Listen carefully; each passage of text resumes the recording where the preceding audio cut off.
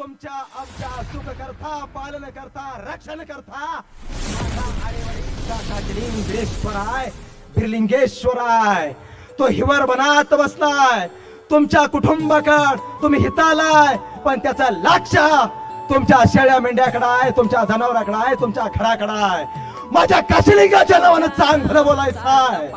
मला आरेवडीच्या राजाचं अंगावर काटायला पाहिजे, तनानं मनानं धनानं माझा बिरलिंगेश्वर तुमच्या चराचरात बसला पाहिजे.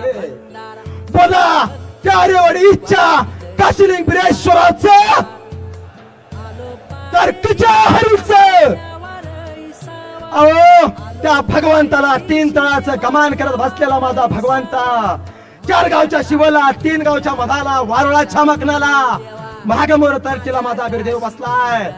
इथं शेळ्या मेंढ्या राखणारे धनगर समाज बहुजन समाजाला आहे का माझ्या बिरेश्वराच्या दरबारामध्ये जायचं, भंडाऱ्यानं पिवळं व्हायचं, सोनं लुटायचं आणि अंगावर खऱ्या खुऱ्या सोनं काय असतं हे जगाला दाखवून द्यायचं. तो मायवाचा बंधू तुमचा आमचा राखण करता, रक्षण करता, पालन करता, दोन्ही हात वरती करून पुन्हा माझ्या या काशीलिंगाचं या बिरेश्वराचं चांगलं व्हायला काय हरकत नाही ना. मग बोला त्या आरेवडीच्या राजाचं हिवरवनच्या राजाचं कार्य मारवायचं. मित्रांनो थोड्याच वेळामध्ये आपला पालखी सोहळा संपन्न होतोय. तुमचा सुख करताय, पालन करताय. काशीलिंग बिरदेव एवढं सोपं गणित नाही. माझा भगवान नेहमी रंध्या घालण्याच्या गोर गरिबांचा कैवारी आहे. त्याची लीला सांगावी तेवढी आघात आहे.